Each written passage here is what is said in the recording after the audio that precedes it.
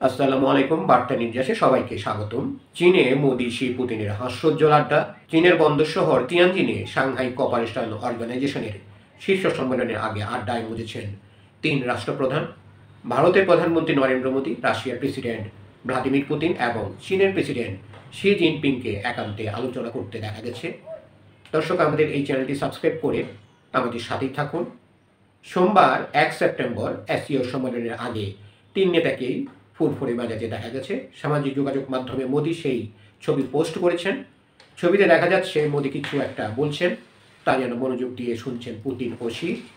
এ সময় শিকে মোদির দিকে তাকিয়ে থাকতে দেখা গেছে, তবে তারা কী নিয়ে আড্ডায় মজেছেন তা জানা যায়নি। এছাড়া আরও কিছু ছবি পোস্ট করেছেন মোদি। সেই সব ছবিতে মোদি পুতিনকে করমর্দন ও কোলাকুলি করতে দেখা যাচ্ছে এবং তারা দুইজনে ছিলেন হাস্যোজ্জ্বল। মোদি তার পোস্টে লিখেছেন, পুতিনের সঙ্গে দেখা করা সবসময় আনন্দের।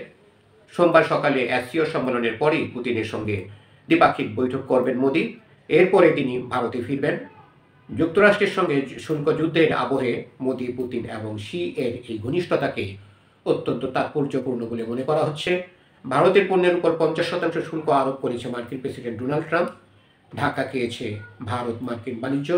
রাশিয়ার কাছ থেকে তেল কেনার কারণেই এই শুল্কের বোঝা চাপানো হয়েছে দাবি ওয়াশিংটনের। তবে চীনের উপর কোনো বাড়তি শুল্ক এখনও আরোপ করা হয়নি। এই পরিস্থিতিতে তিন রাষ্ট্রপ্রধানের ঘনিষ্ঠতা ত্রিদেশীয় কোনো অক্ষর তৈরির সম্ভাবনা রয়েছে কিনা তা নিয়ে জল্পনা শুরু হয়েছে। শির সঙ্গে ইতিমধ্যেই বাণিজ্য নিয়ে কথা বলেছেন মোদি। চীনের রাষ্ট্রায়ত্ত সংবাদ মাধ্যম গ্লোবাল টাইমসে রিপোর্ট করেছে, বৈঠকে প্রেসিডেন্ট শি মোদিকে বলেন, চীন ও ভারত পরস্পরের প্রতিদ্বন্দ্বী নয়, বরং তারা হলো সহযোগিতার অংশীদার।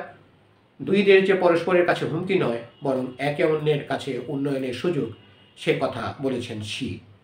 ধন্যবাদ সবাইকে আমাদের সাথে থাকার জন্য। আমাদের চ্যানেলটি সাবস্ক্রাইব করে আমাদের সাথেই থাকুন।